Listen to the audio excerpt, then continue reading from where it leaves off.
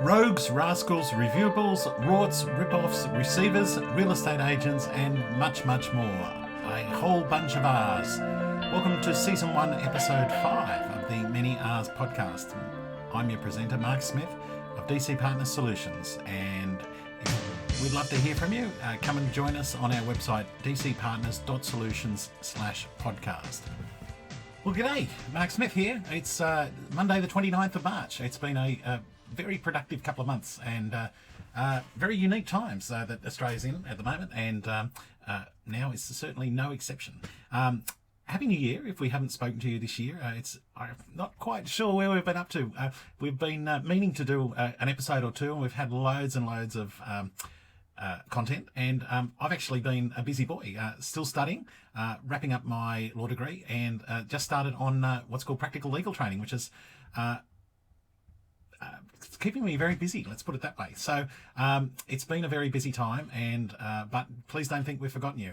I actually talked to the CEO of a company the other day. He'll know who he is, and he was saying he'd missed my blogs. So I found that very inspiring. So you know who you are.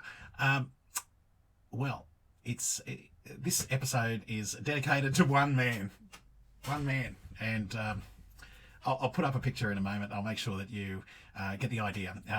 He's a wonderful man. He's a very experienced lawyer. I heard him telling someone that he'd been a lawyer since before that lawyer was a boy, and he wasn't talking to me. I'm not a lawyer, okay? Not yet. Studying. I'm a student, and you never know. One day. But this bloke certainly says I shouldn't be one. So when he talks, I'm sure the whole world listens. This is a lawyer that he's multi-skilled. He's very much multi-skilled, and we've got an unbelievable. Well, I said unbelievable. You must believe it. Okay, you might find it hard to believe some of the stuff that you're going to hear. Look, I say these things on threat that if I say something that's untrue, and well, if you say something that's true, generally that's a defence to defamation. If I say, Ivan Milat, you're a terrible murderer. Well, he couldn't sue me because he is in fact a terrible murderer and he's dead. But so I say various things on threat that hey, I might be sued. Well, but if I say something that's true or it's substantially true, then that's quite a defence. So the things that I'm going to say when I say he's a multi-skilled person and all the rest, you might find slightly hard. Some of these things slightly difficult to believe, but I'm relying on the fact that what I'm telling you is true. It is entirely true. So we're going to talk about a man called John Mahoney, and this is a man who I first had dealings with in 2017. So he's not someone that's new to me. I've kept many thousands of emails, and I've got lots and lots of details. I'm a very patient person, as some people know. And anyway, without any further ado, we're going to get into the story of John Mahoney and his wonderful clients, which include Craig Adams, Ralph Pellegaro, Amrita Pellegaro, Mohan Kumar. Some people might know Mohan Kumar by another name, but we'll just refer to him as Mohan Kumar. Bargo Developments. Now, that was a one-time customer, as well as, paid some bills anyway. Golden Arrow International Proprietary Limited. There's just so many customers, and this man is a genius. He is a genius the way he can manage all the conflicts and look after all the different interests of all the different people, all at the one time, simultaneously. He is... I just can't put it any more clearly. This is a man with 40 years experience. Or is he a man with 1 year experience 40 times? I don't know. I'm not experienced enough to say. But I know he's been around for a long time. Let's put it that way. Mr. Mahoney's been around for a very, very long time. He's a student. He studied in 1975, I believe. When I might have been in kindergarten. He was out there at law school and paving the way. And he's had all sorts of different life experiences. Look, I would like to say something very nice and genuine and sincere. Mr. Mahoney is a carer. He is actually a carer for for probably a very nice lady. I've never met her, but his wife is someone that's well, he cares for her. So I congratulate him on that. And that might be the last nice thing I say about him. But look, I'm sure he's... look, I think we should get into the story. So we're going to turn over now and consider the circumstances of Mr. Mahoney and his wonderful law practice, Mahoney Law, or Mahoney Law, at Baulkham Hills. We're going to review a relationship that we've had with a guy called John Mahoney Law at Baulkham Hills in New South Wales. And also we're going to consider the relationship between ourselves and a couple of persons called, including Bargo Developments Proprietary Limited, Mohan Kumar, Ralph Palagaru, Craig Adams, and Redet Palagaru, and Reliance Leasing Proprietary Limited. It's a long story. It is a long story, and this has gone on and on and on and on and on. And it really, I won't say it started with a loan to Ralph Palagaru, but I come in a loan had been given to Ralph Palagaru interest-free. Not a bad set of terms, for 1 year from over $100,000 from about August 2016. And I became involved in maybe late July to August 2017. And at the time I was doing some work for a company called Reliance Leasing. Reliance Leasing is the lender. Ralph Palagaru is the borrower. And look, the previous year, Ralph still is today, 28th of March, he's still the power of attorney for a bloke called Mohan Kumar.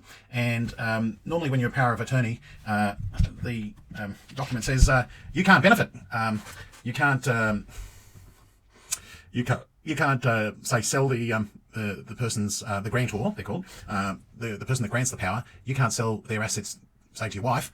Now, Ralph didn't do that, but you couldn't do that and secretly benefit. You're there as like a trustee, I suppose, there to represent the interests of this Mr. Kumar. Now, it turns out in about October 2015, the power of attorney is granted. Mohan Kumar hops on a plane at Sydney, gets off the plane at Denpasar, where police are waiting for him. And I don't know who Mohan Kumar is. I've never met him, but the police are waiting for him. And this bloke, Mohan Kumar, is allegedly another person. He's got allegedly another name. And Mohan Kumar is taken off to India, extradited, and it's 2021. He still sits there in jail. They say the Indian authorities say, no, this bloke is someone else. I don't know. I've never met him. But anyway, we'll see. So Ralph borrows some money. A power of attorney is granted. Kumar hops on a plane. Ralph then puts a piece of land up for sale, 632 Old Northern Road, Dural. And he was supposed to do that, and he did. So along comes Craig Adams. And you beauty, Craig Adams, this is in early 2016. Craig Adams says, how about we buy 632 Old Northern Road? I've got a great idea, says Craig. How about I buy it off you for $5.5 million? And here's a $1.5 million down payment, and you lend me the rest. So great idea. Not. Dennis English, he's a lawyer. He's a Sydney-based lawyer. Tells Ralph, hey, buddy, don't do this. This is a really, really poor idea. It's not going to work. Tells him I'm going from memory, but uses words like fatally flawed, it'll never happen, and it'll never happen, meaning the other $4 million will never be paid. Ralph, in his wisdom, Mr. Dennis English says, this is such a bad deal, I'm having nothing to do with it. Good on you, Dennis English. Great guy. So, no, seriously, sound advice. So, as it turned out, the other $4 million did not get paid. Maybe some of it got paid a little bit, but not the other $4 million is still outstanding. Now, John Mahoney, I'm not saying he had anything to do with that part. This is the sale happens in about the 26th of May 2016. I'm not saying John Mahoney had anything to do with that, but August 2016, a loan is granted by Reliance Leasing, $115,000 or thereabouts, to Ralph, interest-free for 1 year. So off you go, Ralph. There you go. Free money for a year. And as I said, I came in March of 2017. I get a call from Reliance Leasing saying, can you help this bloke? Can you go and see him? He's got a few worries. He can't sleep at night. So I go and see one early one morning. I think it was the 27th of March, 2017. I wander over to 88 Perfection Avenue, Stanhope Gardens, and that's the day I first meet Ralph. And he tells me the story. He met this chap called Craig Adams, handed him the title deeds to this piece of land for $5.5 million, and received the grand sum of $1.5 million. So I didn't quite believe this. So I asked Ralph again. So tell me, where precisely is the deeds? He's given them. He's given the title deed to the land to Craig Adams and got $1.5 million back on a piece of land that's worth $5.5 million.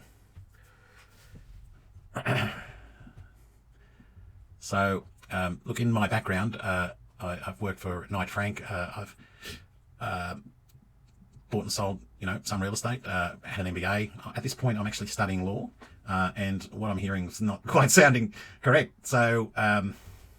And at that time, I've worked for Reliance Leasing in finance and some other companies, registering mortgages and helping out with some enforcement things. And I was studying real property at Sydney Uni at that particular time. So it was obvious to me that Ralph, who's at this time the power of attorney for Mr. Kumar has a significant problem. His power of attorney's handed over the title deeds to Solid Gold Real Estate at 632 Old Northern Road, Dural, to this guy Craig Adams, and is out the door, underwater for $4 million plus interest. So it seems like a problem.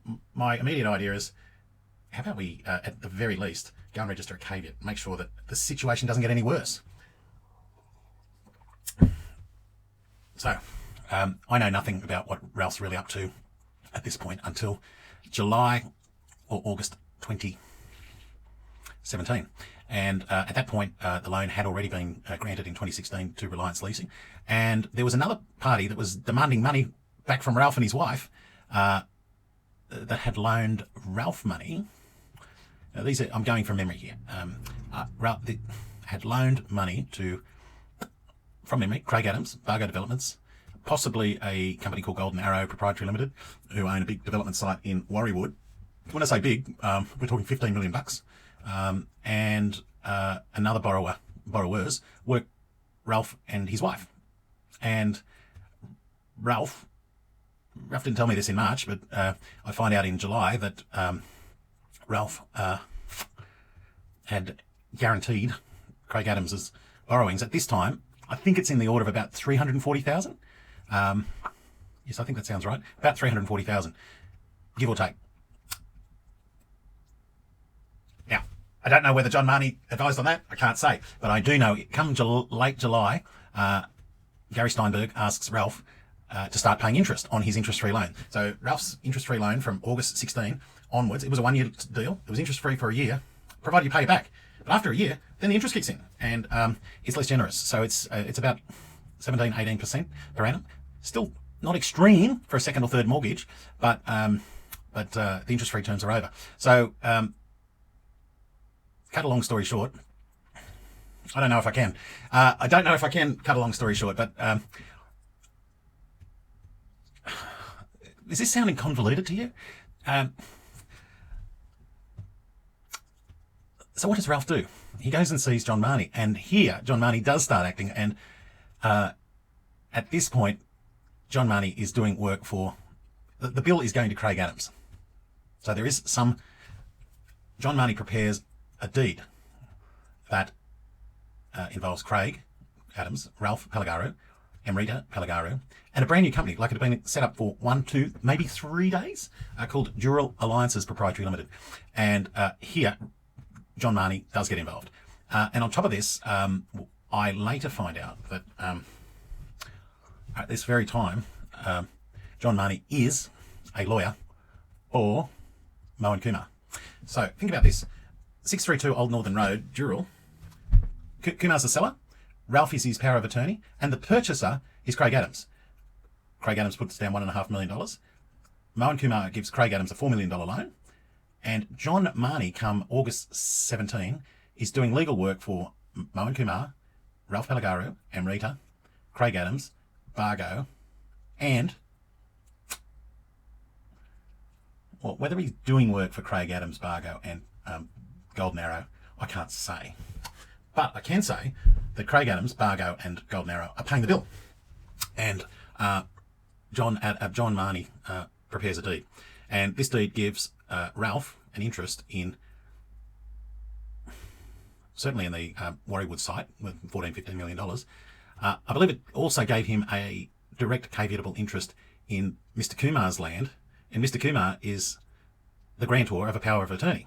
And later, Ralph and Amrita, in both their names, do go and put a caveat on the Dural land for the money that they've lent to Craig Adams. So in August, this is a little bit convoluted, I get that, but in August 2017, to pay out around about $340,000 that Ralph's under pressure for here, he rolls over the Reliance leasing loan, or he doesn't pay it. It is due and payable. He doesn't pay it, and he stops paying. Well, he wasn't paying interest for the first year, and at that point, he doesn't pay any more interest. And come 2021, he's paid no interest. On a one-year deal from 2016 to 17, we're now at 2021, and he still hasn't paid any interest, and claims not to be insolvent. But Ralph borrowed, so that loan's not getting paid out. But another loan that is under pressure, that was given to, as I said, to Golden Arrow. I mean, it's just unbelievable. I need to probably show the relationships here. John Marnie is advising, and Ralph goes and borrows $540,000, guaranteed by himself, his wife, and Dural Alliance. He borrows $540,000 at an interest rate of, wait for it, 6% per month. So Gary Steinberg's lending him $100,000 interest-free, which then goes to 18% per annum. Ralph borrows $540,000 at 6% interest a month. Now, it's 3% if it's paid on time, but it's 6% a month if you don't pay it on time. So you do the maths. We're talking about $30-something thousand per month. That's not the principal. That's just the interest. So John Marnie prepares this deed, and I can show you the emails. He doesn't register a caveat on the Warriewood property. Eventually, Ralph doesn't get paid back the $540,000. Someone else jumps the queue, and they're one of our friends that we've been talking about on this blog called APG, Australasian Property Group. The directors are Maya, I can't say her surname, it begins with P, and Ian Jordan. Curiously, today, 2021, Ralph has a company in Fiji with Ian Jordan, trading in timber.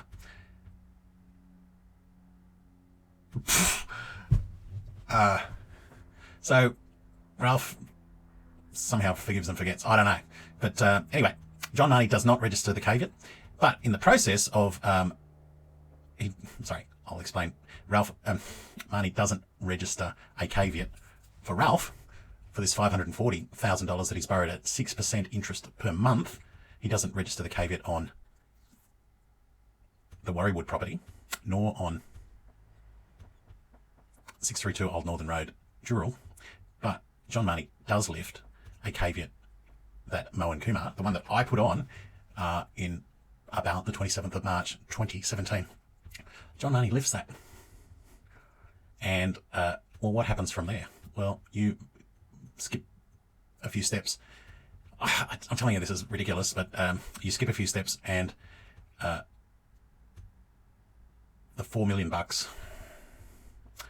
$4 million that Kumar loaned to Craig Adams, come July 2019,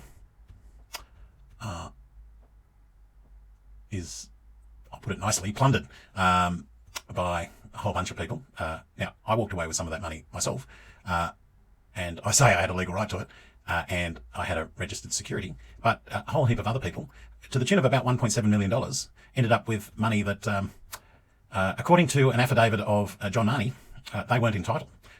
That's according to Mr. Marnie. So Mr. Marnie says that these people weren't entitled. Mr. Marnie also does say, in fairness, that I wasn't entitled, yet he was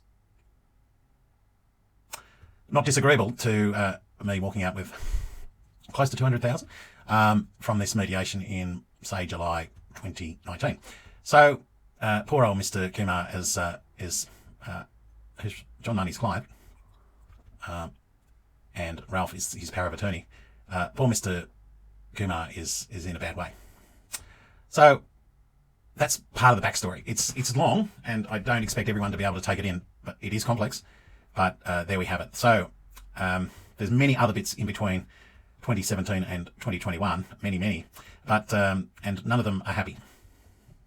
Very few of them are happy, and none of them are very good for Mr. Kumar. So, Reliance Leasing still hasn't got their money back. And the people that Ralph borrowed money from at 6% a month come about 2018, or I think, yeah, about 2018. Probably about July 2018. They sort of want it back. And they never got it back from the Warriewood sale because Australasian Property Group jumped the queue. Mr. Marnie did the deed in August 2017, but for some reason waited until, maybe he was instructed, maybe he wasn't, I don't know.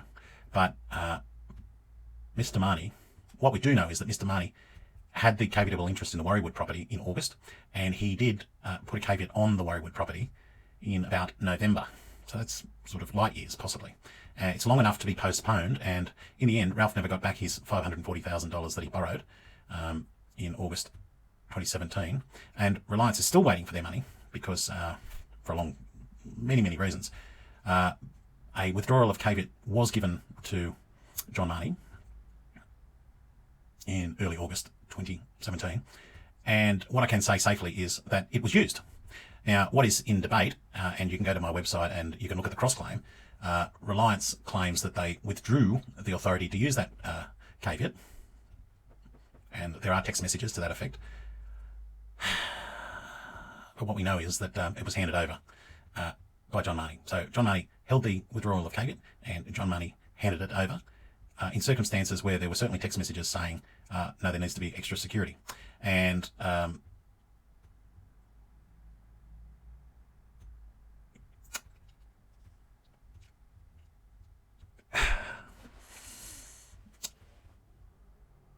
have to tread carefully because Mr. Marnie's a lawyer and has certainly written to me saying, I've said vile and disgusting things about him. I've actually put them into affidavits, so that's a different thing. So, look, maybe what I can say is my affidavit annexes copies of text messages saying, do not use this withdrawal of caveat because the loan to valuation ratio is unacceptably high. In other words, there's no equity. Reliance claim to have withdrawn their Marnie's authority to use that, but it was still used anyway. So that's part of what the fight is about, that caveat from August 2017. Now, March 2021, this is just going on and on. So, on the 9th of February, 6 weeks ago, I'm sitting in a coffee shop with Mr. Steinberg, who is the director of Reliance Leasing. He has, at this point, well before this, he's assigned the debt that Ralph owed to Reliance. He's assigned that to me.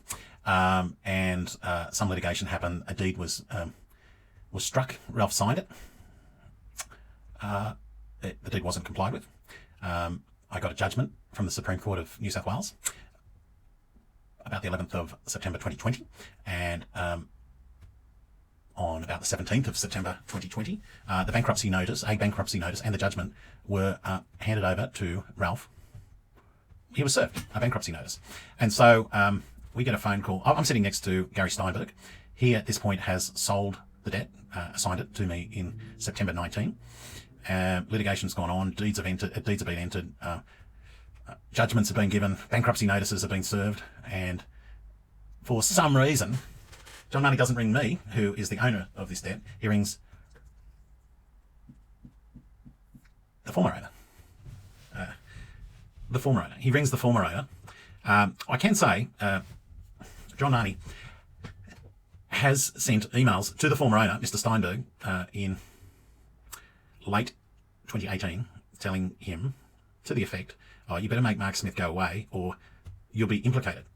Now, John Marnie, as I said, a lawyer for 40 years, is using words saying, if you don't make Mark Smith go away, you'll be implicated. Implicated?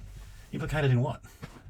We'll have a look at what the word implicated means, but it has a specific meaning, and John Marnie, as a lawyer, ought to know precisely what that means. And this is not hearsay. This is the word implicated is used in emails, true, from John Marnie to Gary Steinberg, saying, more or less, if Mark Smith doesn't to quote John Marnie, if Mark Smith doesn't pull his effing head in, you'll be implicated.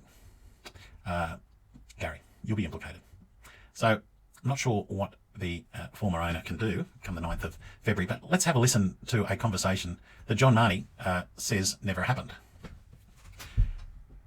All right, we're going to now have a listen to a conversation that apparently never took place, and we'll listen to this, and we'll also, as we're going through this, we'll note parts of the email between myself and Mr. Marnie and his reply. And notice in his reply, he replies back to the Legal Services Commissioner of New South Wales. So that's the person that gives the lawyer his ticket, John Marnie, his ticket. Now, I will apologise. The very first 20 seconds or so of the recording is not present. It wasn't recorded. It certainly started with, which I heard, started with the words grim. John Marnie, when he rings Gary Steinberg, refers to Gary as Grim, which is short for Grim Reaper. Hey, Grim Reaper, do us a favour. So on this particular day, John Marnie had been threatening a lawsuit against Gary and his company Reliance Leasing. Keep in mind, Gary sold this debt in September 2019, and this is on the 9th of February. John Marnie's threatening to sue Gary for a loan that he'd sold like 18 months before. So let's have a listen to the audio, and you can also have a look at. We'll go through Mr. Marnie's reply when he says various things like, "Oh no, I didn't say that." And we might stop this at various points. Now, I apologise, the first 30 seconds or so is not very good quality, but we do provide a transcript as well. So that will be available. And you'll probably see the transcript on the bottom of the screen here in YouTube. Listen away.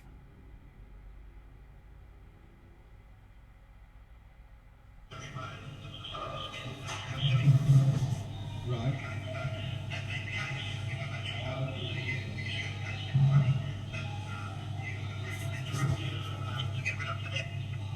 Right.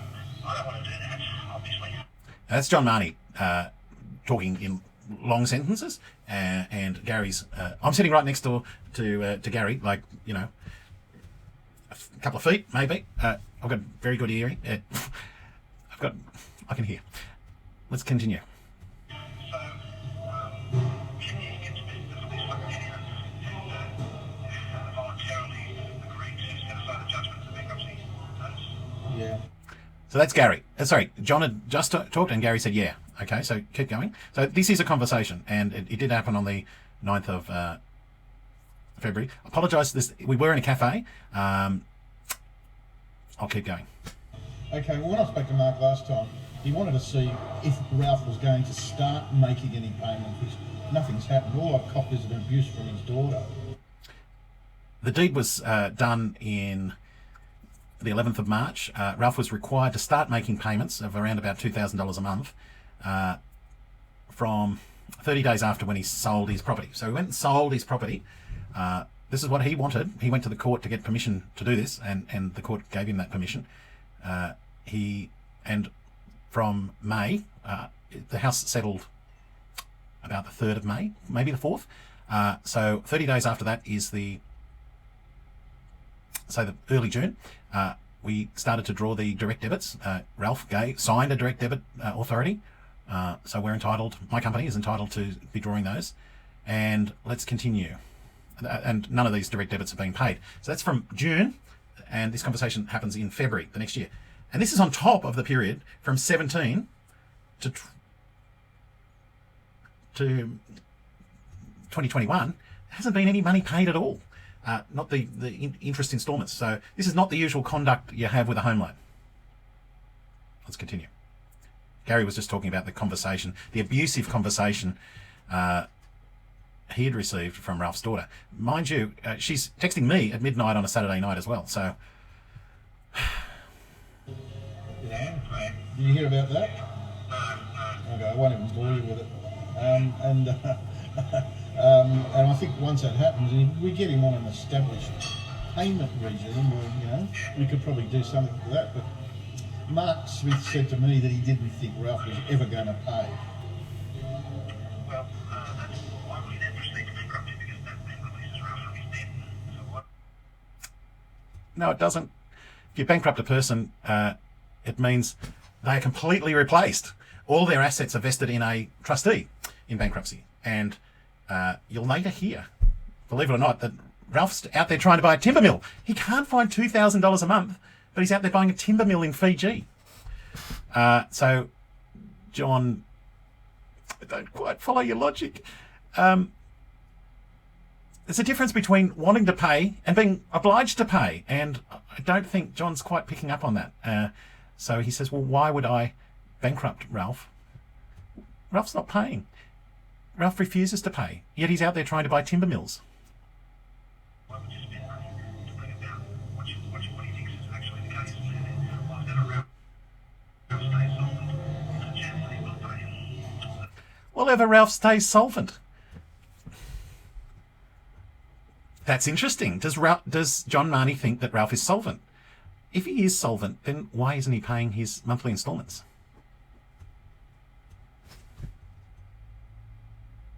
Ah, okay. Sorry, another light bulb's just gone on.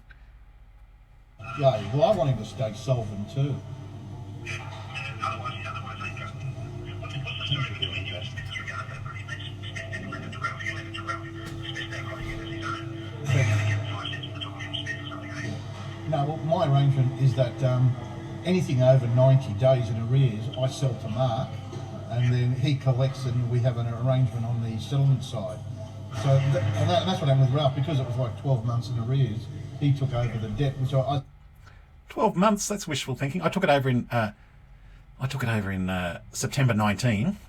This had been granted in August 16. So I'll make that about 3 years.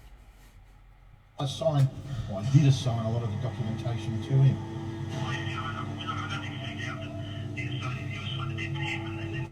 I don't think there was any doubt that you assigned the debt to him.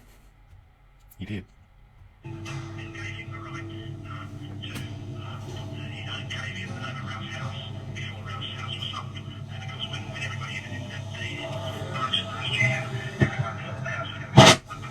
Yeah. No. The only people that thought that was John Marnie and Ralph Palagaru. We'd seen valuations that it was worth 1.225, and it sold for 1,215,000. John Marnie, he's not an expert in property. We used valuers, and everyone thought it was worth 1.4. I don't think so. Because that was about the time, that was the start of COVID, that was about the time that the bottom fell out of the market, and it was only sold for 1.2. Therefore, everyone then knew at settlement that the deed that had been signed 2 months before couldn't be complied with because there wasn't a... Ralph signed it. John Marnie advised on it. He signed it. Not everyone knew that it couldn't be complied with. We'd complied. $65,000 come from the sale. In fact, Ralph had to pay money from his own pocket to make the sale happen. So he had a negative result as opposed to a positive result. So Smith and everyone knew that. Smith cooperated eventually after screwing $8,000 away from the agent.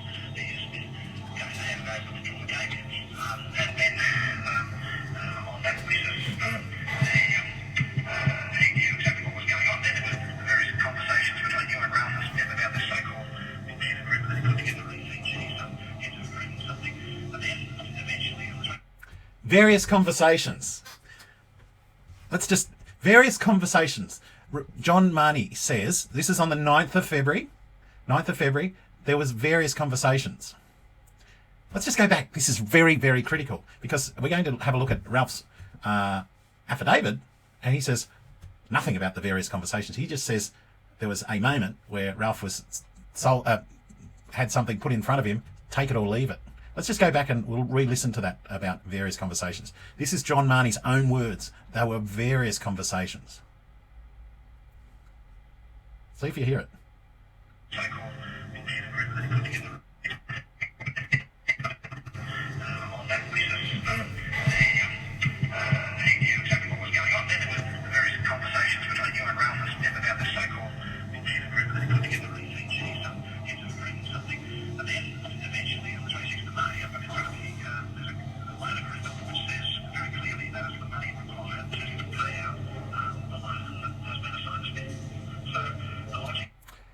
So there was various conversations. So there wasn't just take it or leave it conversation. There was various conversations. Now, John Marnie has obligations, and we'll have a look here. Let's just go to this various conversations.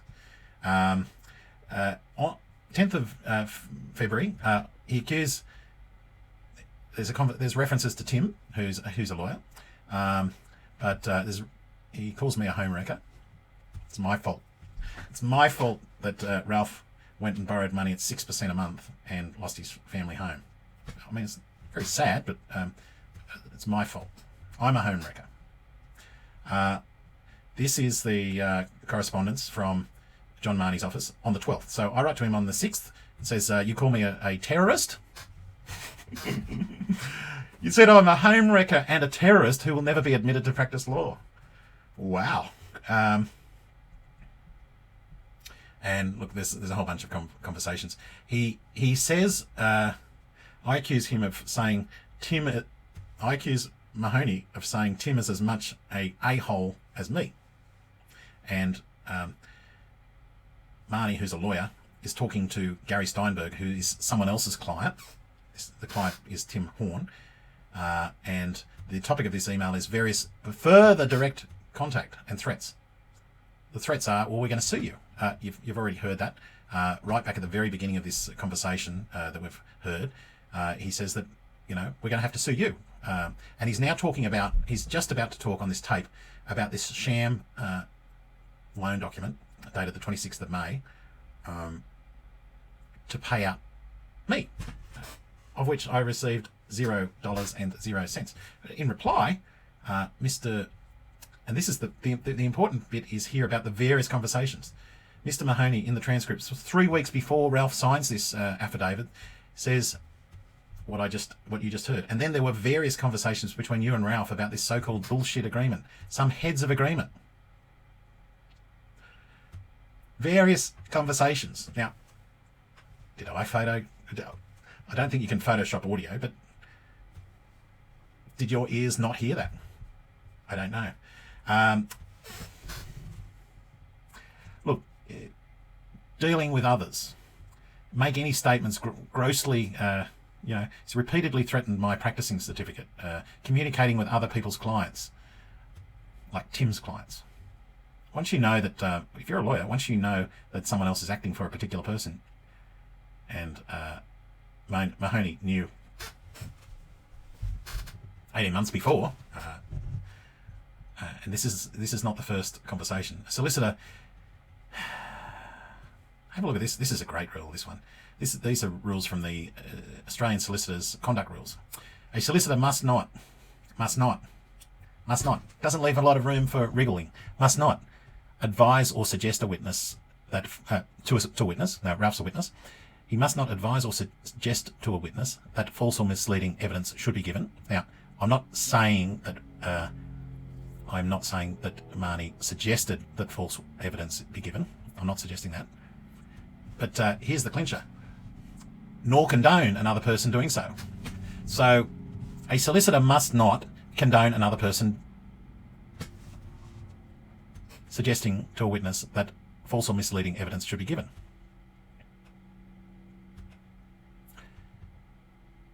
Mr. Marnie knew that there was various conversations, and we'll go to the affidavit of the 2nd of March. Is he condoning false material in Ralph's affidavit? I don't know. I mean, this is all part of a complaint. Responsible use of the court process. Frankness. A solicitor must not deceive or knowingly or recklessly mislead the court.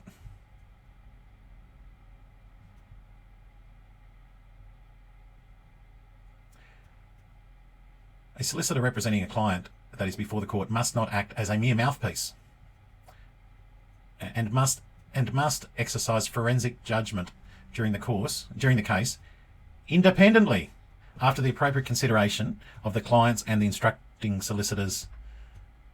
So, our friend Mr. Marnie, he's not just the mouthpiece of Ralph Palgaro. He must exercise the forensic judgment during the case, independently. So, yes, he's the lawyer. He still must exercise forensic judgment. And according to Mr. Marnie, he must be open and frank in his dealings with the Legal Services Commissioner. The solicitor must furnish in writing a full and accurate account of his or her conduct in relation to the matter. Can't wait to see the full and accurate account of his conduct. After he got my email, he then wrote back to me and copied it to the Legal Services Commissioner saying, yes, indeed, this is a matter that the Legal Services Commissioner should investigate. And then he goes on and he replies and says, no, I never... the comments attributed to me were not made. They weren't made. He never said anything about various conversations. I was not aware Tim Horn acts for Reliance. Really? I mean, wait until you hear what he says. Tim's as big an a-hole. He can't have mediation. And yet the rule says, dealing with regulatory authorities, subject only to his or her duty to his client. So there's some privilege. Yes, that's true. A solicitor must be open and frank with his or her dealings with the regulatory authority. This is the Conduct Rules 43.2. The solicitor must furnish in writing a full and accurate account of his or her conduct in the matter. You beauty. Right, let's see how full and accurate this is. And look, part of the reason for this podcast, wouldn't it be nice if Mr. Marnie does a full and accurate account and says, oh, I'm sorry, Mark Smith was telling the truth. That'd be nice, wouldn't it?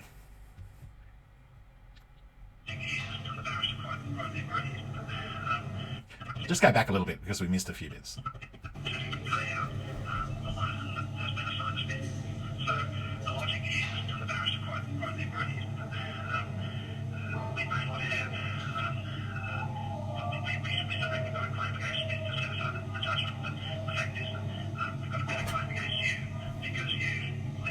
So that's a threat, right?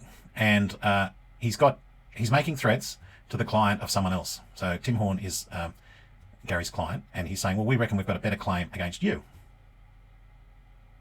And this is over this sham 26th of May loan agreement that says Gary will look at the document. Let's just keep going with the audio.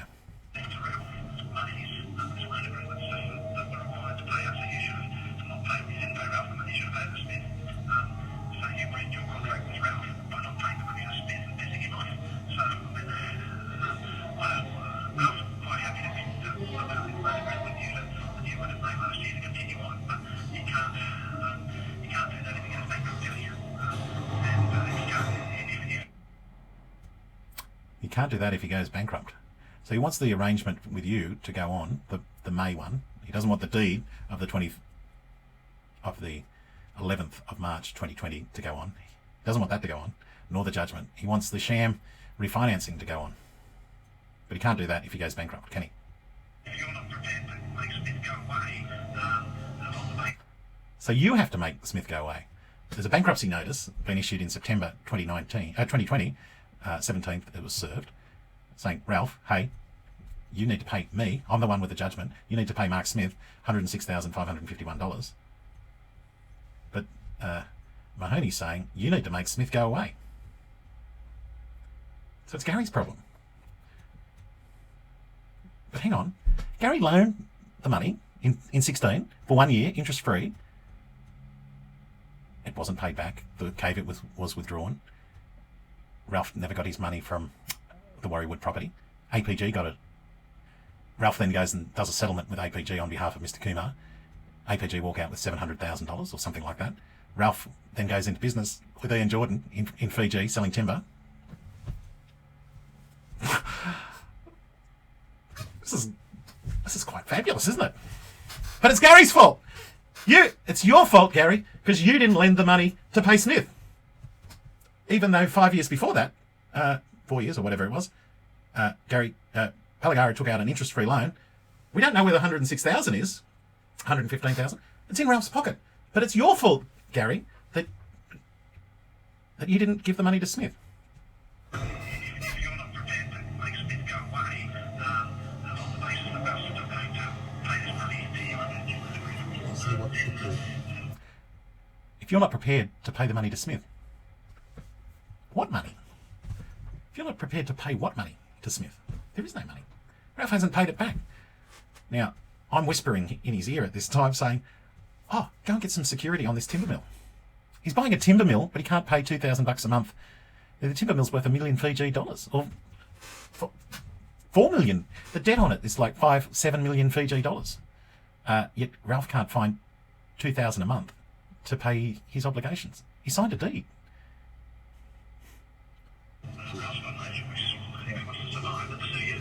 Okay, let me see.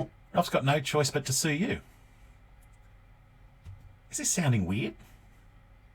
What I can do. Is it worthwhile? Yeah. Now this is where Tim. Now, let's have a look at Mr. Marnie's exact words. His exact words. I was not. Oh well, maybe we'll go back. So this conversation happened on the 9th. On the 10th, I write and say, this afternoon, you have written to Mr. Steinberg, knowing that Tim continues to represent him and provided the attached letter. I believe Gary informed you yesterday that he had a lawyer, Tim, and that you ought to be speaking with Tim. That's Tim Horn of Horn Legal, who would facilitate mediation. Now, I know precisely what's on the recording, and I write this to Mahoney the day after the recording. And Mahoney writes back, and I copy this to the Professional Standards Department, Complaints at the Law Society, and the Office of Legal Services Commissioner. Now, I never forced Marnie to hit reply all. Marnie, and as I said, there's an obligation here, Rule 43, dealing with regulatory authorities. A solicitor must be open and frank. So you tell me, in his dealings, his or her dealings, the solicitor must furnish in writing a full and accurate account. So, in reply, what does he say? John Marnie, the 12th. So he's had 2 days to think about it. I write to him. The conversation was on the 9th. On the 10th, late in the afternoon, I write to him and say, hang on, you're writing to Gary. You know he's got a solicitor. He writes back and says, dear Mr. Smith, it's copied to Tim Horn. There's a clue. It's copied to Tim Horn. I never knew you had I never knew Tim Horn acted for Reliance Leasing. He's written to Tim Horn. And you're about to listen to what you hear. You'll hear what you hear. I was not aware Tim Horn acts for Reliance. As far as I was aware, the last solicitor, da-da-da-da-da. Again, it is not up to you to advise me who does or does not act for Reliance. At the time of this dictation, the 10th,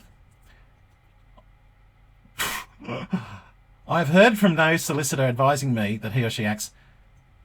Tim,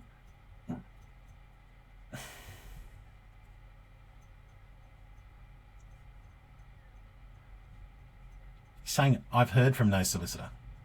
Well, let's just play, and you can listen, and you be the judge whether Tim is a solicitor for Reliance or not. So I'll just take it back a smidgen. Okay, let me see what I can do. Is it worthwhile? Yeah, absolutely. Is it worthwhile you talking to Tim and try and do some type of mediation?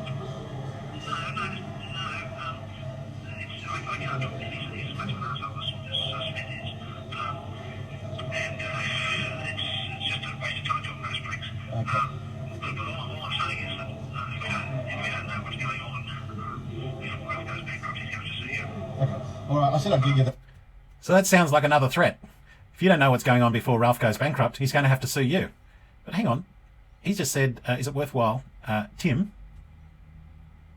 is it worthwhile having a mediation? How's Tim going to do a mediation if he doesn't act for Reliance Leasing?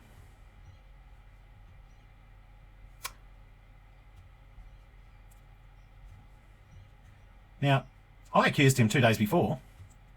I believe you informed... Did you have a conversation with Gary and say distasteful things about Tim? Did you say Tim is as much an arsehole as Smith? You declined to speak with Gary and my lawyer. Tim was acting for both of us. Is it true? He writes back and says, no.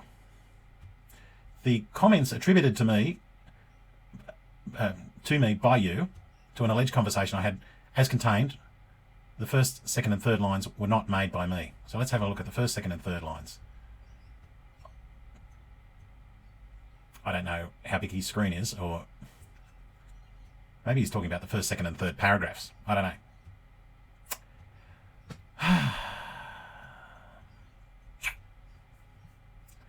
What do you reckon of John Marnie? Do you want him handling your matters? We're mates. We're buddies. I'm ringing you up and saying we're going to sue you, but we're mates. I don't want to have to do that. This is going to hurt me more than it hurts you.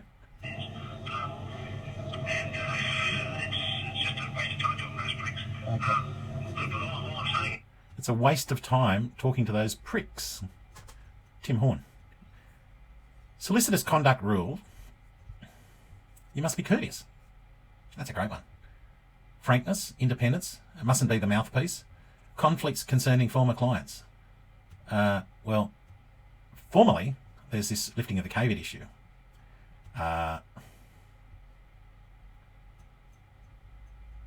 Rule 4. Now, this is actually the first rule in this solicitor's conduct rules. A solicitor must, these are fundamental ethical duties, act in the best interest of his client, in which the solicitor represents. Okay, I don't have a problem with that. It must be honest and courteous in all dealings. Now, I'm not a solicitor, by the way, but Marnie is. Must deliver services, legal services, competently, diligently, and as promptly as reasonably possible. Avoid any compromise to their integrity. Avoid any compromise, like talking to someone else's client.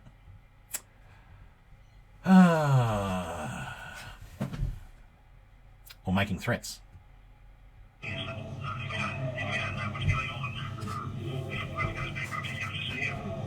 All right, I said I'd give you that.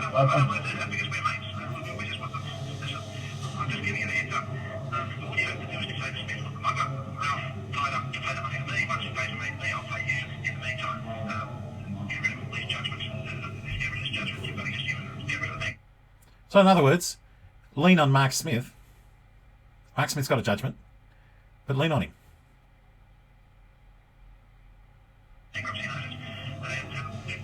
Okay, but John, as a mate, and this is off the record, I mean, this is going on and on and on, and we seem to be going from disaster to disaster. Now we've had a storm over in Fiji, and the mill's blown down. It seems, it seems to be one disaster after the other. Okay, so John Marnie's about to say he can find the money to buy a timber mill. The bank's giving it away for nothing. I've seen the documents. So that's a representation. Okay? That's a representation. I've seen the documents. They're going to give it away for nothing. Next to nothing. Pardon me. But he can't find $2,000 a month to pay Mark Smith. Well, he can't help that. No, I understand that. And it is true. There was a cyclone, and look, parts of... I'll put up the photos of the timber mill. There, you can Google Dreketi Mill, Dreketi, Dreketi Mill, Ralph Palagaru, and you'll see the photos of the timber mill. It did suffer some damage. But like we had COVID. Ralph didn't repair the damage, by the way. It's one of his obligations in the lease. Well, he is, but he will actually turn my turnover okay because he thinks that because of the storm, he'll be able to purchase from the bank for next to nothing. Right. He'll be able to purchase the whole mill from the bank for next to nothing. So Ralph's got money to buy a timber mill, but frankly, kiss my ass, you're not getting your $2,000 a month. Now, I think he goes on to say, I've seen the documents, so let's listen. Right.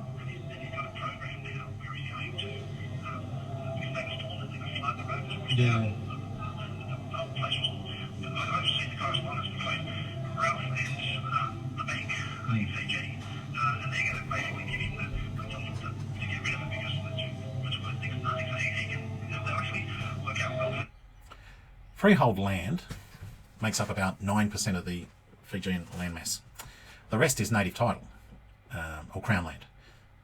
So, land with a timber mill and a highway frontage, and it's crown land, and it's like 5 or 10 acres or something. They're going to give it away for next to nothing. It's worth next to nothing. This is the same person that said Ralph's house is worth $1.4 million. John Marnie himself, real estate expert, said 1.4. You've got to get at least 1.4 for the house, 88 Perfection Avenue, Stanhope Gardens. Let's go back and just listen to that last 5 seconds again. The lands, I've seen the documents from the bank. The mortgagee's in possession, by the way. That's usually not a good thing. And Ralph's the tenant.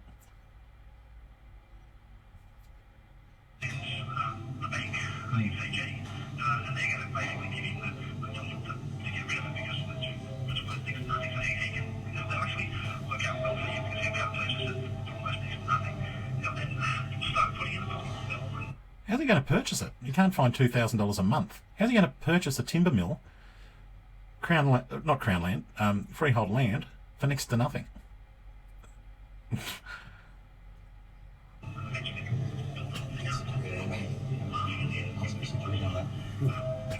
That's my voice. Ask for security on that. This land he buys for next to nothing. It's got a timber mill on it. It's like 5 acres with a highway frontage.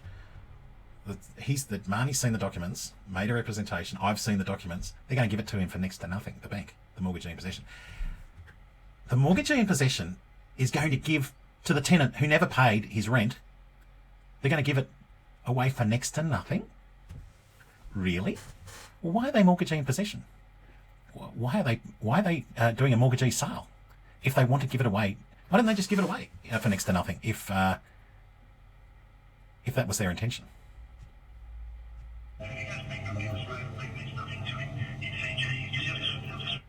If he goes bankrupt, doesn't matter. Means next to nothing. You wait until you hear what these representations he makes. He says Ralph's safe, earning a good income, and living the life of Riley. He's living the life of Riley. He's got no repayments. Doesn't have to. Yeah, maybe. Well, he's not. In fact, he's not paying his payments. But you listen with your own ears. Let's just go back and we'll re-listen to that.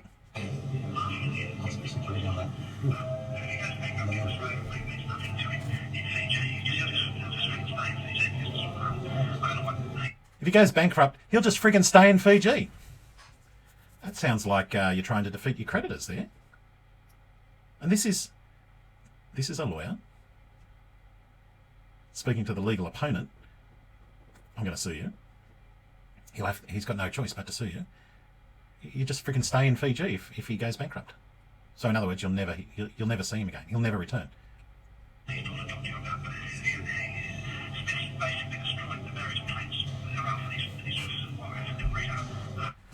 Smith's basically destroyed the marriage. Yeah. So, as I said, I caused him to borrow money at 6% a month.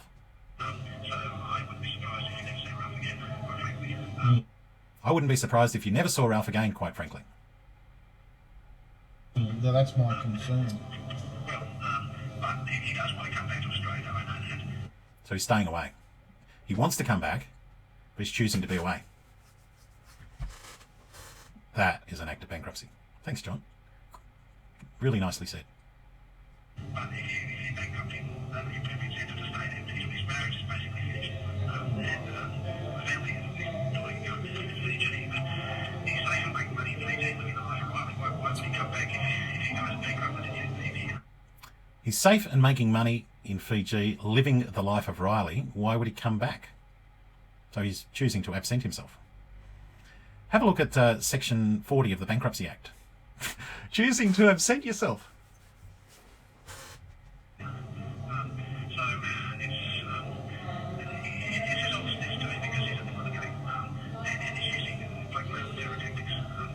Blackmail and terror tactics. So holding someone to their obligations, the banks, are they terrorists?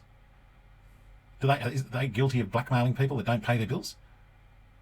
Blackmail and terror tactics. Let's just go back. It's blackmail. So he served a bankruptcy notice. Blackmail.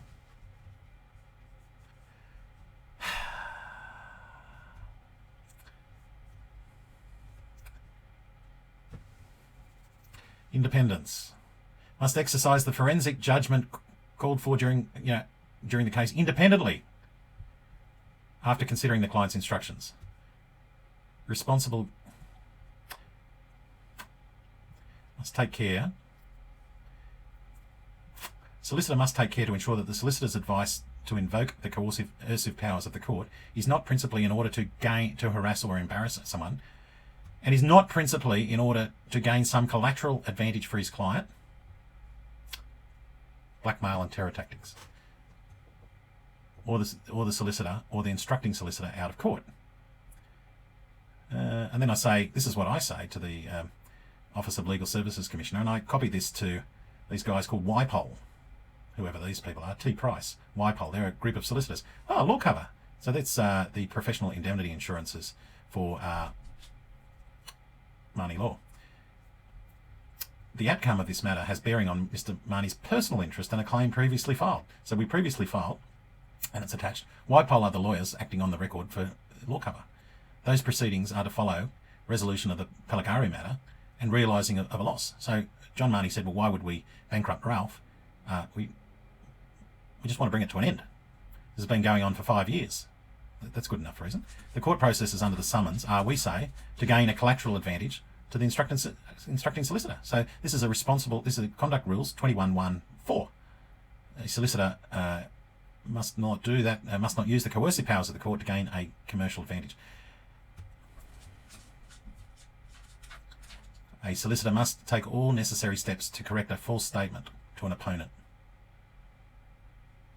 Must not knowingly make a false statement to the opponent. Dealing with others. Must not make statements which grossly exceed the legitimate assertion of the rights of his client, or mislead or intimidate someone. Well, we're going to sue you. Must not threaten disciplinary proceedings against the other person. Must not use tactics that go beyond legitimate advocacy to embarrass or frustrate another person. Okay, blackmail and terror tactics. Let's go back and listen to that. So this is addressed to me. He knows that Gary talks to me. He didn't know probably that I was listening in, but let's continue on, and keep in mind these. You can't do things to mislead or intimidate or threaten criminal or disciplinary proceedings. Like, in other words, when you write back to the Law Society, as John Marnie did, knowing that I'm a law student. Have a listen. His marriage is basically finished, and the family is doing Fiji, but he's safe and making money in Fiji, living a life. Why would he come back if he goes bankrupt in India? So it's his old business to him because he's a litigant, and he's using blackmail and terror tactics, and that's his most operating. We understand that's why he doesn't be a lawyer. But the fact is that he's killing you. I don't give a fuck about spending on your money. Mark's killing you. Collecting money for a moneylender is killing Gary. Now, you've just heard Gary said, well, I've got a lawyer called Tim. But he goes on and makes all these representations after he knew 2 minutes ago that he had a lawyer who's as big an arsehole as Mark Smith. I want to look after you. I want to look after you, Gary. I'll work with Ralph to make sure, even though he hasn't made his payments since 2016, I'll work with him. Representation. I'm making a representation. To make sure he pays. I'll work with Ralph to make sure he pays. Let's go back and listen to that again. You're my mate. After you. I'll work with Ralph to make sure he pays. But that's only on the basis that he knows he's not going to go bankrupt. I'll make sure he pays as long as he knows he's not going to go bankrupt. So whenever you're trying to bankrupt him, this is another act of bankruptcy, by the way, Section 40 of the Bankruptcy Act. If you send your lawyer in to bat for you and say Ralph's not paying unless you tell Smith to pull his friggin' head in, He won't go bankrupt. He won't go bankrupt. He will on the middle of March. It's only mid-March that Smith goes full speed ahead. So that's why I'm spending hours of my time now to stop this thing dead. Okay, I'll have a You talk. have to come back to me really quick, mate, because otherwise we're going to have to turn our guns on you. I'll get you a copy of that agreement too. Yeah. Okay, all right. I appreciate that it's been signed. We probably agree, right? I'm sure that's the case. You need to speak to Smith and maybe You need to speak to Smith and make him pull out. Make him. He's got a judgment of the Supreme Court, but we're leaning on you, Gary. Remember that 115,000 from 2014? You need to tell Smith. If you don't do it voluntarily, if you've got anybody in the week, the barristers will be prepared to claim against you. We're just If you don't make Smith go away, the barristers are going to claim against you, Gary. Not Smith. You. Okay, mate. All right, talk to you soon. Yeah, you got it straight from the horse's mouth. There you go. You got it straight from the horse's mouth. So we're going to end that part there. That speaks for itself, and I'll wrap up in a separate video in a moment. Well, what did you reckon about that? Have you had any experiences with John Marnie? Has he acted for you? Has he acted against you? Are you another lawyer? Have you found Mr. Marnie good to deal with? Have you had a different experience? I'd really love to hear from you. On our website, you'll see just over my shoulder here, it's got our webpage, dcpartners.solutions/podcast, and we've got an instant message chat tool, which is down in the bottom right of the screen, and you can chat with us, and we'd really love to hear from you. Or you could give us a call anytime, 1300 327 123. We'd really like to talk to you. If maybe you're also a client and you had some involvement in 632 Old Northern Road, or you've owed money by anyone that we've mentioned today. It could be, I don't know what the circumstances are, but we would love to hear some more. So we'd love to continue the conversation. dcpartners.solutions/podcast. My name's Mark Smith. You can ring us anytime. If you've got any questions, you got any comments, again, we'd love to hear from you. Thank you very much for tuning in. Season 1, Episode 5 of the Many R's podcast. Thank you. Bye.